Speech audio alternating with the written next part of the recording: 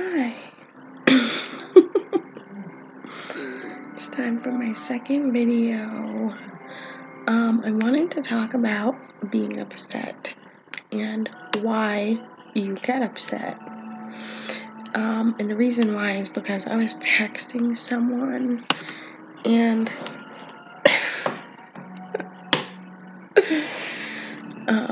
they said, "Do you miss me?" And I said, "No, I don't miss anybody," which that's kind of a separate topic. And it's,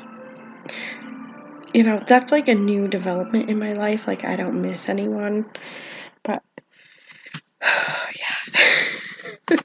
It's kind of besides the point, I think. So anyway, they were like, "Do you miss me?" And I was like, "No, I don't miss anyone." And then, here, let me just read to you our conversation. Because this explains the whole thing. Yeah, I said I don't miss anybody. Perhaps when my parents die, I will miss them for 2 minutes every 3 years, but I'm doing okay. Thank you, lol. And I said, ha ha ha. I miss my friends and family that passed away. I think about them every now and then. I still cry for them. I said, I don't anymore. There's no sense in crying over something that's done and over. Let the dead bury the dead, is what Christ said. My mourning is over, I think. The reason why I said I think is because, I don't know, I might still at some point get upset about it.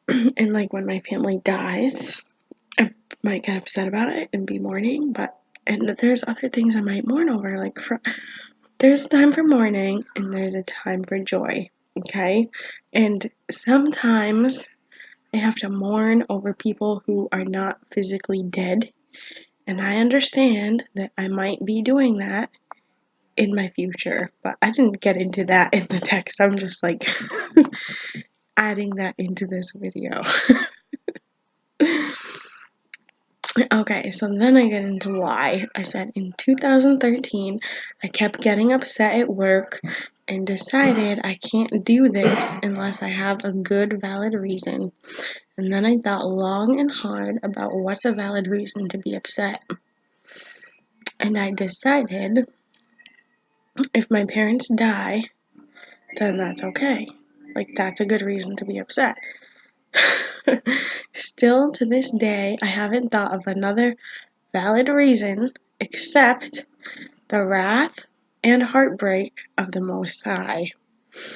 And in that case, He will put it in my heart and spirit by His perfect will, and it has nothing to do with me or my thoughts and feelings, which is like true, but like, have you ever had that experience where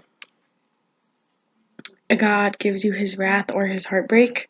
Like, that's completely different than you getting upset about whatever's going on in your life. So that's what I was saying, but you might not get that unless you've had that experience. And I did pray. I did pray at a time in my life for God to give me His heart for His people, and when He did that, it was heartbreak.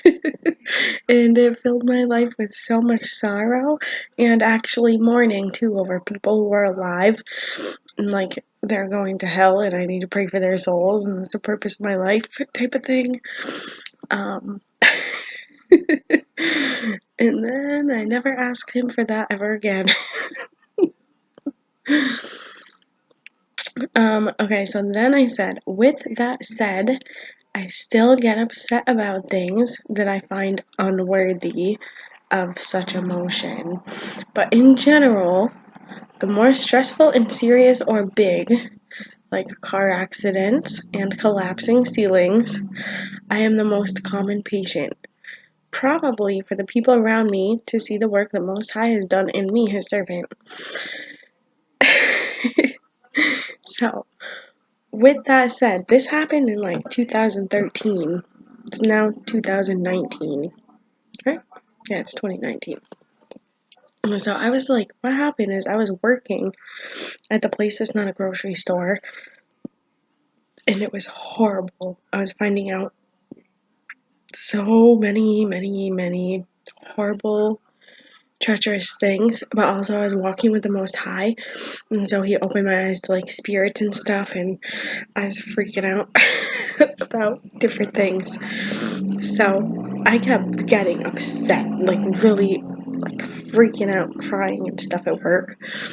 And that's when I decided, like, why do I keep getting upset? Like, I need to stop being upset over all this stuff. Because I was like, really, I seemed like I was a crazy person. If you look at that time in my life, I'm like, I don't know, like crying all the time and like laughing hysterically. Like, just it seems like I was emotionally unstable. But a lot of that was what God was doing, like, as part of my growth. So, anyway, I was going through it, and like, that's what happened. I really thought long and hard, like, what should make me upset? Like, what makes Christ upset? Because he got angry. He went into the synagogue and flipped over tables and was screaming at people. So it is okay to get upset, but what is worthy? What is righteous anger?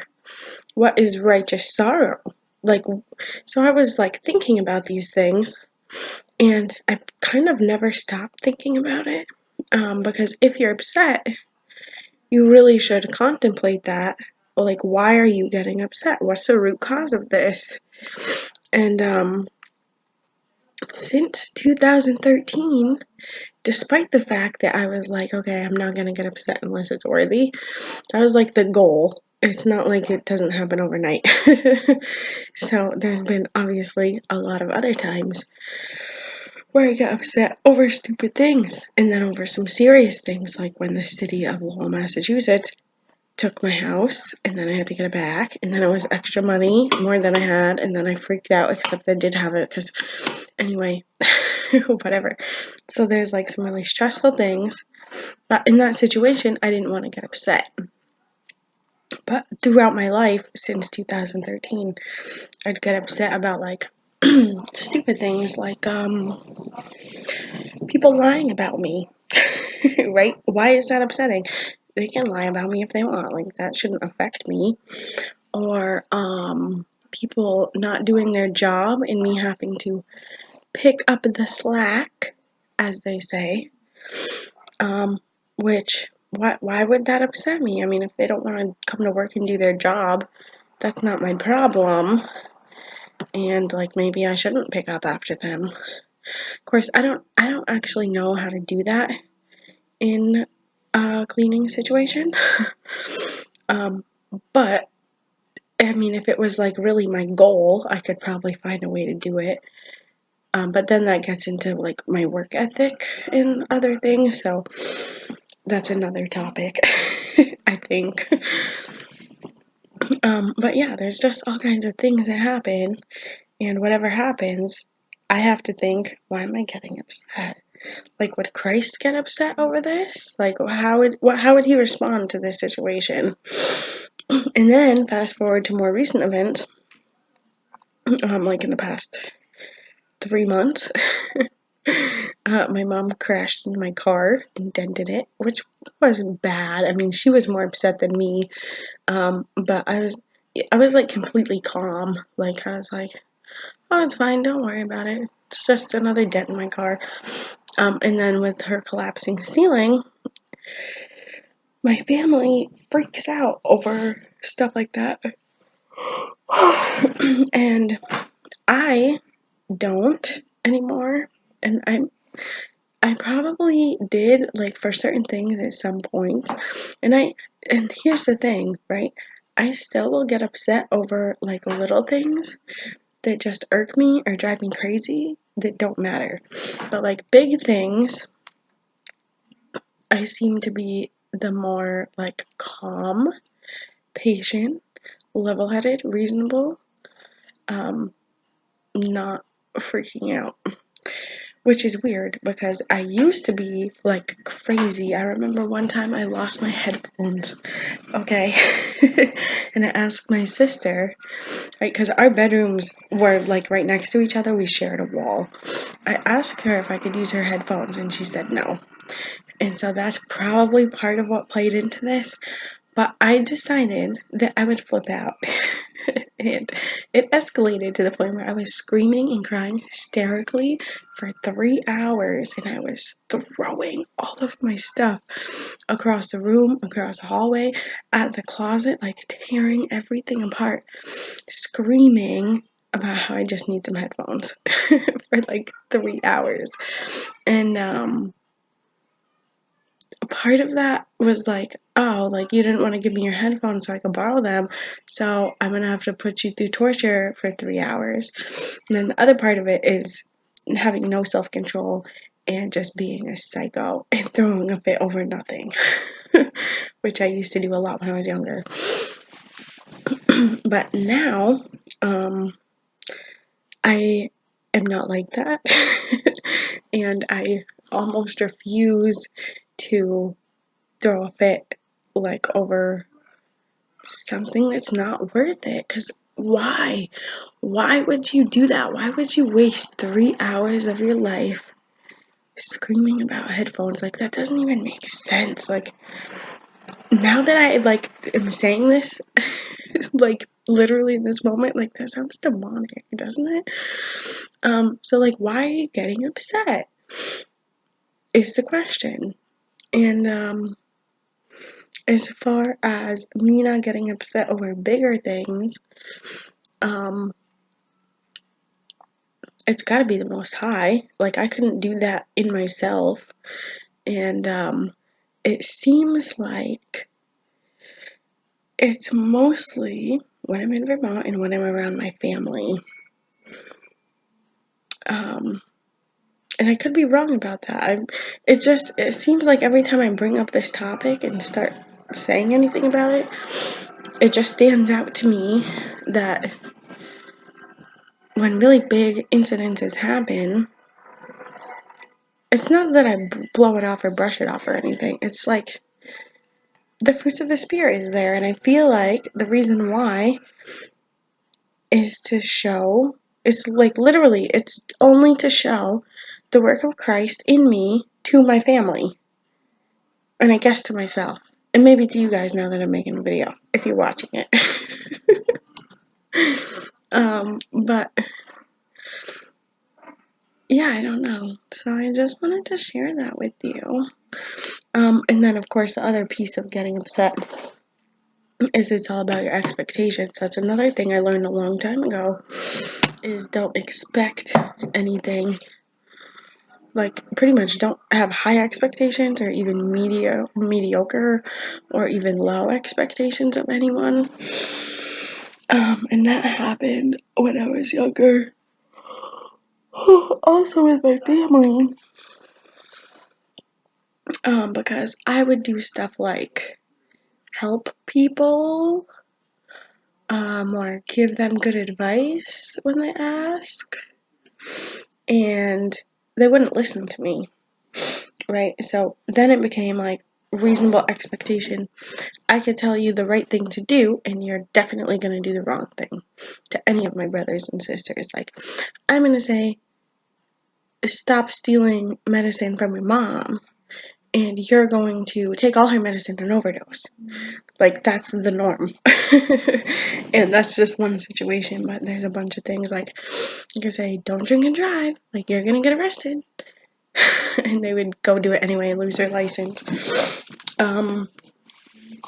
You know, that's like just stupid things that, you know, so like, you know, oh, like, and the thing is, there was like a lot of drugs and stuff in my family.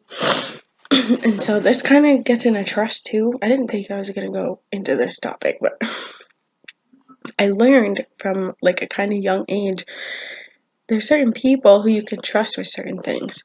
So if I give person A $50 to get me Coke and come back with it, and they're going to do that, but it's not going to be what I want as far as drugs.